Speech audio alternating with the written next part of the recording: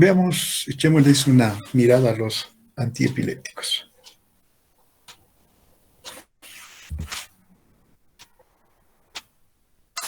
Pero primero debemos considerar, ¿no?, qué es la epilepsia. Es una enfermedad, ¿no?, básicamente, en la cual hay una gran actividad, hiperactividad de las neuronas. El encéfalo, o corteza cerebral, en el cerebro, trabaja, o sea, las neuronas de manera descoordinada. Cada uno trabaja en lo suyo, por así decirlo, ¿no? Cada neurona. No están coordinados. Cuando un grupo de neuronas coordinan, entonces produce una gran descarga de la corteza cerebral y eso causa convulsiones. Ahora, esto puede ser causado e inducido por fármacos, sí. Por estados como la hipoxia también, ¿no?, puede suceder eso. Ahora, pero puede haber una condición en la que se repite esto, ¿no?, por un daño cerebral, etcétera. O a veces, en algunos casos, no se llega a saber el por qué, pero esto se repite de manera frecuente. Entonces, esto es una enfermedad, una epilepsia, ¿no? Entonces hay que saber diferenciar. La convulsión es esa manifestación, que puede ser por muchas causas. Inclusive los niños pueden tener convulsión por fiebre, hasta antes de los 5 años, ¿no? Se considera entonces una convulsión febril. Pero más no pasa nada, ¿no?, a futuro. Más bien la epilepsia sí se expresa con convulsiones y bueno, ya eso significa una alteración, un daño a nivel del encéfalo, a ese nivel, ¿no? Ahora bien, entonces una convulsión son crisis finitas de disfunción cerebral, resultado de una descarga anormal de las neuronas cerebrales. Ahora, la crisis epiléptica es una crisis también cerebral como consecuencia de una descarga neuronal hipersincronizada, que acontece en ambos hemisferios o una sola de ellos. De ahí se va a clasificar también la epilepsia, dependiendo si es focal o general, ¿no? Se entiende crisis cerebral, que es otro término, a un accidente de origen cerebral que aparece en una persona en un estado de buena salud aparente, o bien que agrava bruscamente un estado patológico crónico. Y estos se manifiestan con fenómenos mórbicos, bruscos, transitorios, y dan lugar a síntomas motores, sensitivos, sensoriales y psíquicos, ¿no?, como consecuencia de la disfunción de manera pasajera de una parte o la totalidad del cerebro. Eso es una crisis cerebral. Y la epilepsia es una afección crónica. Diferentes etiologías. Se caracteriza por repetición de crisis, ¿no?, de estas crisis debidas a una descarga excesiva de las neuronas cerebrales. Eso se llama crisis epiléptica, asociada eventualmente a síntomas clínicos o paraclínicos. Ahora, una crisis epiléptica única y las crisis epilépticas accidentales con las febriles no son epilepsia. O sea, hablamos finalmente de convulsiones, ¿no? Ahora bien, considerando lo que hemos mencionado, la epilepsia tiene varias formas que se presentan. Entonces hay varios síndromes epilépticos. Y estos se clasifican primeramente en las crisis parciales focales o localizadas, ¿no? Y se tiene al otro lado las crisis generalizadas. Las crisis parciales focales o localizadas se manifiestan como epilepsia psicomotora, sobre todo cuando el daño es en el lóbulo temporal, y la epilepsia parcial motora es una parte la que tiene ese efecto, no todo el organismo, digamos, en su manifestación. Las crisis generalizadas se presentan como crisis tónico-clónicas o epilepsia tipo gran mal, que es lo que es lo más llamativo y usualmente lo que más vemos, ¿no? No es que existe epilepsia, no exista, o sea, estas epilepsias psicomotoras o epilepsia parcial, solo que no son muy llamativas, etcétera, como en la crisis tónico-clónica de epilepsia tipo gran mal. La otra alternativa, o el otro tipo de crisis generalizada es la crisis de ausencia, o epilepsia tipo petit mal. No tiene las contracciones, o mejor dicho, la presentación de una crisis tónico-clónica, ¿no? Pero la presenta como que se aparta, Sí, por eso es ausencia, se ausenta, ¿no?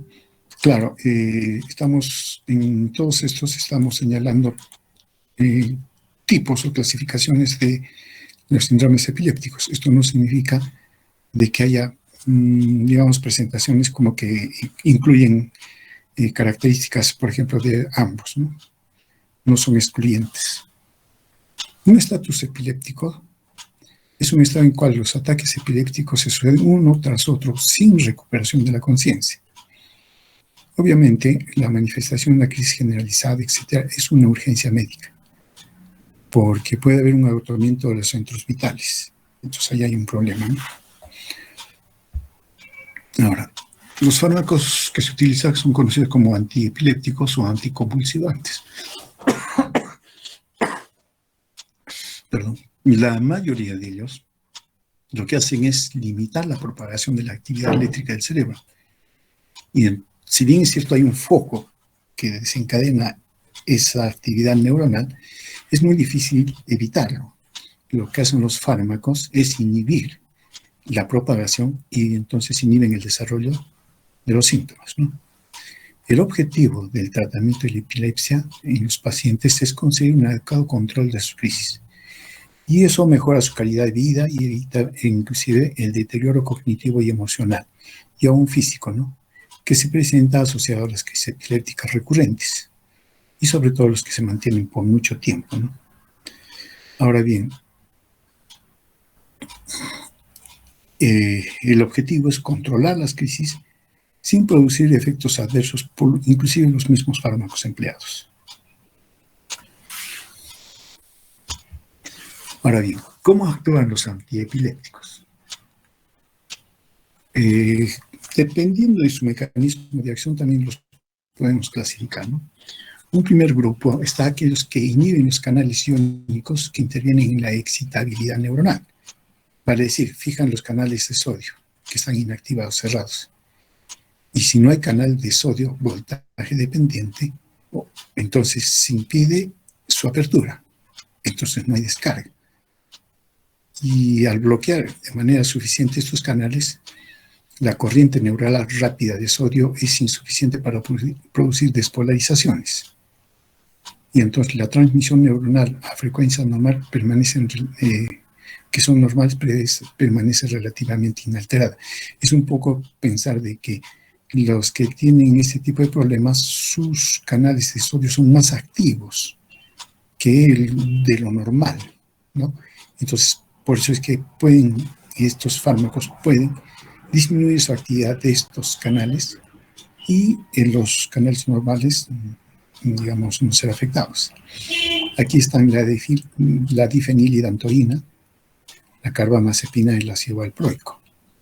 Conocida la primera como la fenitoína, ¿no? Ahora bien, dan lugar por ese mecanismo. Bueno, ese es uno. El otro, estamos hablando de canales iónicos, son aquellos fármacos que inhiben la corriente de calcio tipo transitorio, que son de bajo umbral y rápida inactivación. Las crisis de ausencia implican una actividad neuronal oscilante entre el tálamo y la corteza cerebral. Y en esta actividad están implicados los canales de calcio tipo T. Y por lo tanto, estos fármacos amortiguan las oscilaciones tálamo-corticales. Ejemplo de este tipo de fármaco es la etosuximida. Hay algunos fármacos que inhiben la transmisión excitatoria. Por ejemplo, el bloqueo de los receptores de aminoácidos excitantes, ¿no?, entre ellos los antagonistas de los receptores N-metildiaspartato, NMDA. Entonces, que inhiben la liberación del glutamato finalmente. Ejemplo de este tipo de fármacos que actúan de esta manera es la lamotrigina. Están aquellos fármacos que potencian la inhibición del GABA. Ya, si consideramos al GABA un depresor, entonces si potenciamos la actividad del GABA, vamos a potenciar también la depresión. Y lo que se trata es evitar, ¿no?, que se propague. Entonces, un aumento de la inhibición del GABA tiene un efecto agonista indirecto. Claro. Modifican la emisión sináptica y no sináptica del GABA.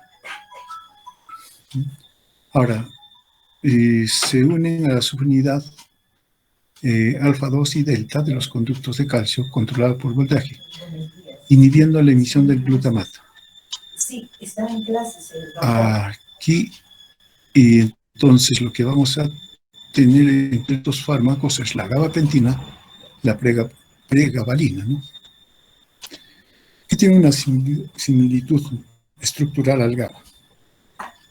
Están los que potencian las corrientes de cloro, con hiperpolarización de las neuronas, haciéndolas refractarias a la excitación. El clonazepam, el diazepam, el fenobarbital y la piridona están aquí, ¿no? Están aquellos que inhiben la degradación del GABA a nivel del sistema nervioso central. Entonces, los que inhiben de manera irreversible a la enzima que metaboliza el GABA. O facilitan el incremento de la sinapsis aumentando el GABA. Acá está la vigabatrina, por ejemplo. Entonces, si resumimos, los antiepilépticos inhiben, ¿no?, en general los canales de sodio, los canales de calcio y la excitación glutaminérgica, y facilitan la inhibición GABAérgica. Digamos, haciendo un panorama y un resumen de todo. Ahora bien, los antiepilépticos se clasifican, ¿no?, básicamente por generaciones, ¿no? La clasificación de primera generación, segunda y tercera generación, ¿no? Por otro lado, sí, acá tenemos los fármacos que estábamos mencionando, y se suele utilizar unos términos para cada uno de ellos, ¿no? Por ejemplo, ácido valproico se le conoce o se le describe con estas siglas: la carbamazepina, el clobazam, clonazepam, el diazepam, etosuximida, etc., ¿no? Que, bueno, los que no estamos muy acostumbrados a su utilización nos resulta un poco complicado, pero es el término en los cuales se utiliza. Ahora, tenemos los antiepilépticos clásicos de primera generación, los primeros que se utilizaban, ¿no? Hay que estar el fenobarbital, la fenitoína, etosuximida, la primidona.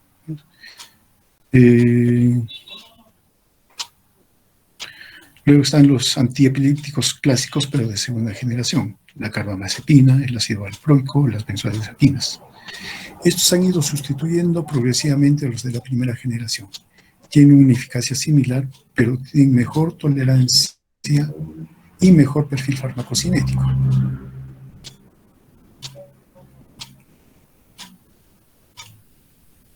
Ahora bien, los nuevos antiepilépticos o de tercera generación, que tampoco ya no son nuevos, ¿no?, para este tiempo, está el felbamato, la gabapentina, la lamotrigina, la vigabatrina, ¿no? Tienen buena tolerabilidad, ¿no? Claro, sin dejar de mencionar que se han presentado reacciones de idiosincrasia, ¿ya? Tienen menos interacciones entre sí y con otros fármacos de la primera generación. Inclusive, estos son mucho más eficaces en epilepsias resistentes al tratamiento con los antiepilépticos clásicos, ¿no? Son también utilizados como coadyuvantes para casos para casos que son resistentes a tratamiento, ¿no? No hay mucho convencimiento, en todo caso. No se suele utilizar este grupo como la primera elección, ¿no? Se utiliza generalmente los clásicos y luego se pasa a estos. Bueno, se tiene otros antiepilépticos, pero que no son conocidos o utilizados como tal, pero sí pueden evitar crisis convulsiva, pero su uso, digamos, no es tan, digamos, directo como los que hemos mencionado anteriormente. Está la acetozolamida, la ACTH y glucocorticoides, estipiripentol, eterobarbo, la fosfenitoína, oxacarbamazepina, la tiagabina, el topiomato, que es una de las alternativas de tercera línea, digamos, ¿no? Remacemida, sonisamida, ¿no? Ahora bien, cuando hay una primera crisis no provocada, o sea, no hay una razón, ¿no? Digamos, que puede explicarse como sin factores de riesgo de recurrencia, no está indicado ciertamente el tratamiento. Y aunque la decisión debe ser siempre individualizada. Una convulsión sola no es que ya sea epiléptico y hay que dar tratamiento, ¿no? Hay que evaluar, ¿no? Y sobre todo caracterizar ese tipo de epilepsia, ¿no? Para dar el tratamiento. O sea, lo importante es la caracterización para poder dar el tratamiento en la epilepsia. Bueno, es otra forma de presentación, ¿no? Están los fármacos antiepilépticos clásicos y los nuevos antiepilépticos. Y bueno, un poco sus efectos que tienen, ¿no? El mecanismo de acción, que más o menos ya lo hemos descrito, ¿no? Esta es la benzodiazepina, la carbamazepina, esta es la etosuximida, supongo, y así. Por eso hay que aprenderse los nombrecitos de estos. Efectos indeseables, ¿no? Claro, uno lo da para el tratamiento, para evitar la presentación de crisis epilépticas, pero definitivamente van a haber efectos indeseables. En caso de las de primera generación, son mucho más intensos en los de la primera generación, ¿no? Y acá está la fenitoína, que es el modelo prácticamente, ¿no? Puede ser, y es la responsable. Definitivamente todos los antiepilépticos tienen este problema, causan somnolencia, ¿no? Todos, ni qué decir el phenobarbital. Y entonces ahí es donde uno tiene que ver la dosificación correcta para obtener un beneficio y no deprimirlo al paciente, ¿no? Puede causar náuseas, puede haber náuseas, vómitos, anorexia, dolor epigástrico, ¿no? Sobre todo con la fenitoína, etosuximida, hiperplasia gingival. Con la fenitoína, por ejemplo, el 20% de pacientes presentan este problema. Y ahí que hay que indicarles un lavado muy, digamos, no intenso, sino pero con mucho cuidado, el lavado de los dientes y todo eso, ¿no? Puede haber nistagmus, ataxia, confusiones, inclusive alucinaciones. Esto es síntoma de intoxicación por fenitoína. Reacciones cutáneas tipo erupciones, síndrome de Stevens-Johnson, síndrome de Lien, ¿no? Puede presentarse con cualquiera de estos fármacos, ¿no? Lupus eritematoso sistémico, se ha visto con fenitoína, etosuximida, hepatotoxicidad con la fenitoína, y es más, no solo con la fenitoína, sino cuando se da tratamiento, y como es un tratamiento prolongado, hay que ver la farmacocinética, y generalmente estos fármacos se metabolizan por vía hepática. Entonces hay que hacer un control, un monitoreo de la función hepática, ¿no? De tiempo en tiempo a los pacientes hacer esta monitorización para ver cómo va la función hepática. Pueden dar lugar a discrasias hemáticas, a granulocitosis con la fenitoína, por ejemplo, que puede llegar inclusive a la aplasia medular. Y la aplasia medular puede presentarse con la etosuximida, una anemia megaloblástica, por ejemplo, con el fenobarbital, la fenitoína, osteomalacia con la fenitoína y fenobarbital.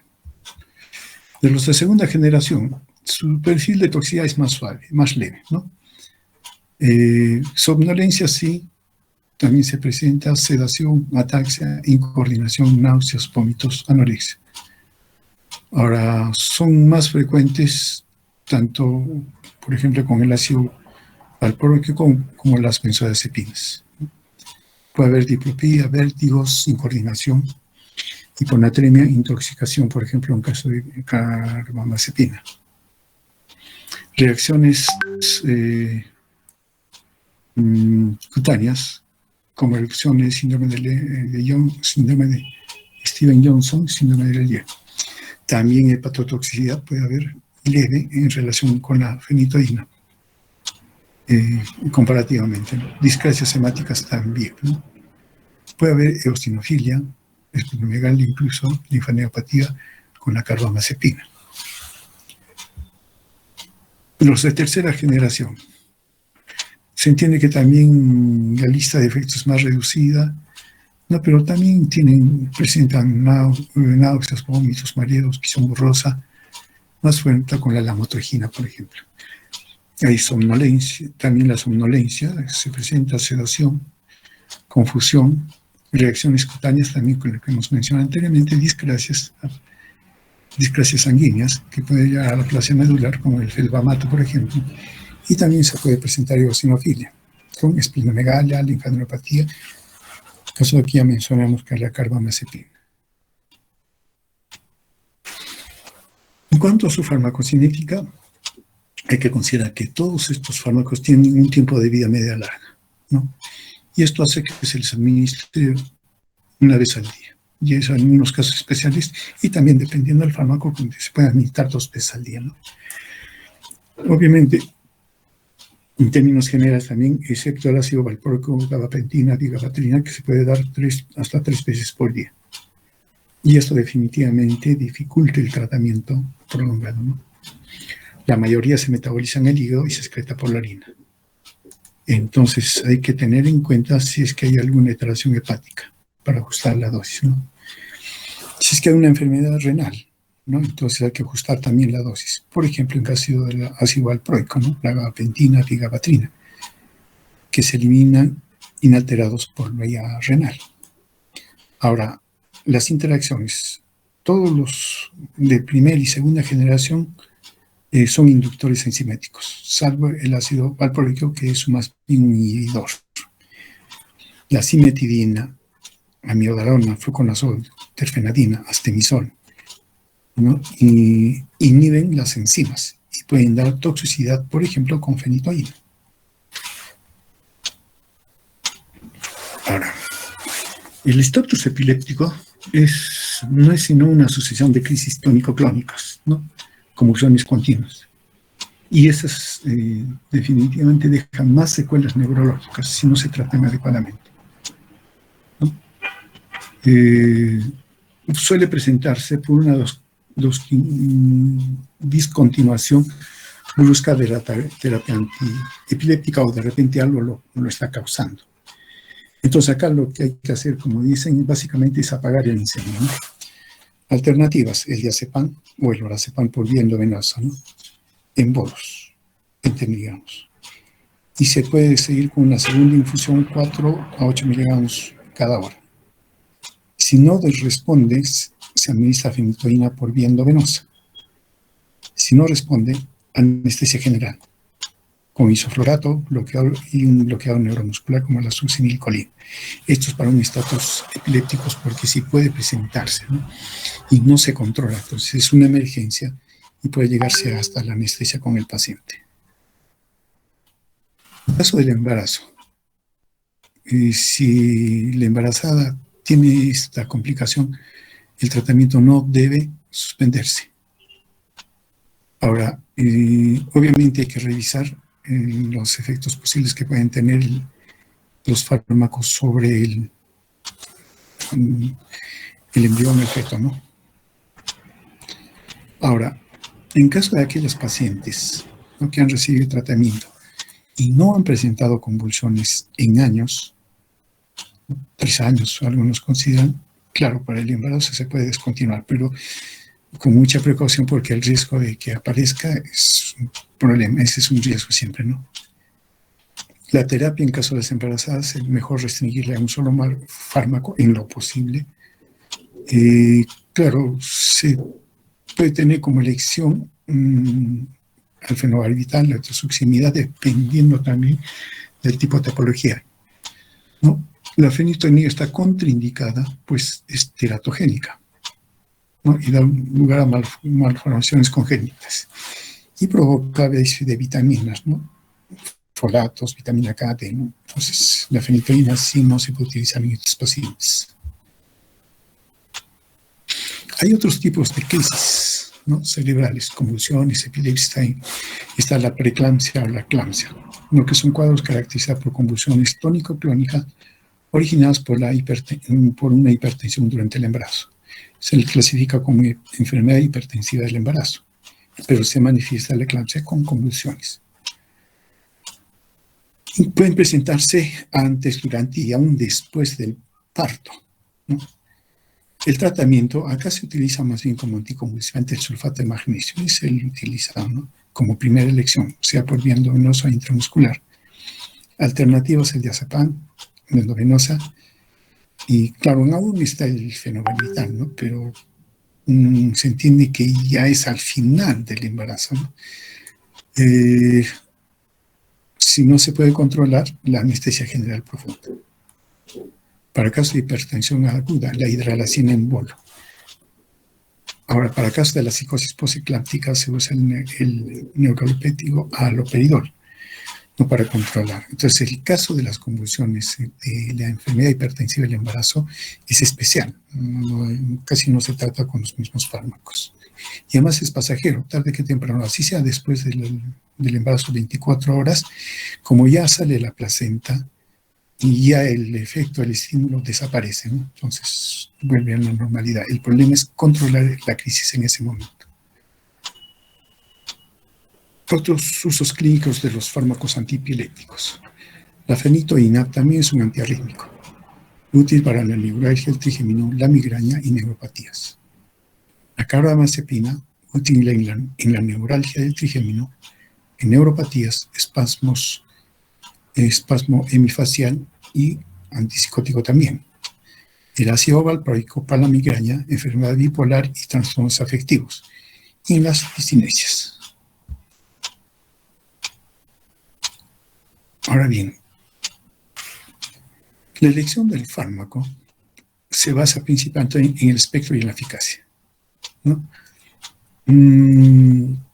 La eficacia de un antiepiléptico depende del tipo de la epilepsia, las crisis y la gravedad que se tiene.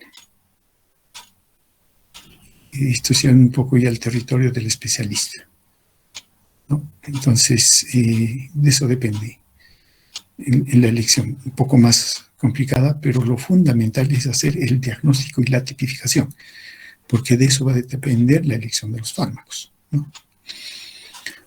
Ahora, se da el tratamiento todo y se suprime la crisis, todo eso. ¿Hasta cuándo debe recibir tratamiento? En realidad no existe criterios estándar, ¿no?, sobre retirar. En general se dice que debe ser lenta para evitar las recidivas o fenómenos de rebote. La controversia sobre el tiempo que debe permanecer libre de crisis epiléptica antes de la supresión del fármaco o del tratamiento. Unos consideran que debe ser 4 años y un electroencefalograma normal. Con esto se obtiene un control adecuado entre el 60 al 70% de los casos. También han aparecido, digamos, reportes que en 2 años libres de crisis han demostrado similares resultados. Entonces, no hay un consenso, ¿no?, de que en qué momento, si la persona ya no presenta crisis, entre comillas, ya está, sí se ha controlado, porque la epilepsia en realidad muchas veces no se sabe la causa, ni el foco a veces, pero pasa un buen tiempo, años, que ya no tienen la crisis. La pregunta es, ¿seguimos con el tratamiento o retiramos el tratamiento? Ahora, el tratamiento generalmente se empieza con monoterapia. Si hay buen control, ahí queda. No hay buen control, entonces aplicar o ajustar dosis, inclusive utilizar las dosis máximas. Si hay con este control, bien. Si no hay control, cambiar de fármaco a otras monoterapias. Si hay control, bien. Si no hay control, entonces empieza la combinación con fármacos, ¿no? 2 primero, ¿no? Si se controla bien, no hay control, buscar alternativas terapéuticas. Hay que controlar mucho la dieta cetónica, ese es un gran problema de los pacientes. La cirugía, y de hecho hay cirugía para la epilepsia, ¿no? Sobre todo, la mayoría es en el lóbulo temporal, en el hipocampo. Entonces se hace una ablación pero obviamente ustedes comprenderán que va a haber algunas secuelas, ¿no? Puede haber estimulación vagal, ¿no? Esas son otras alternativas ya diferentes a la farmacoterapia. Tomar en cuenta las desencadenantes de la crisis: alteraciones cerebrovasculares, traumatismos craneoencefálicos, alteraciones del desarrollo, tumores, enfermedades degenerativas, otras causas, ¿no? Eso ya lo dejamos a un especialista. Muy bien. Hasta aquí, con una visión general de los antiepilépticos. Ya nos están llamando de la facultad, tenemos que ir. Hoy día hay un simulacro de la evaluación que nos van a hacer y ya están llamando. Para la siguiente semana, está a cargo del doctor Rapaz, ¿no? Él va a programar los temas, lo que está en el sílabus, ¿no? La continuación, él va a hacer los temas, tanto la teoría, y va a determinar también las prácticas que vamos a hacer. Entonces estaremos al tanto con lo que diga el doctor Rapaz, coordinaré con él, ¿no? Es para la siguiente semana. Se entiende que debíamos hacer prácticas jueves y viernes, pero jueves y viernes es feriado. Entonces,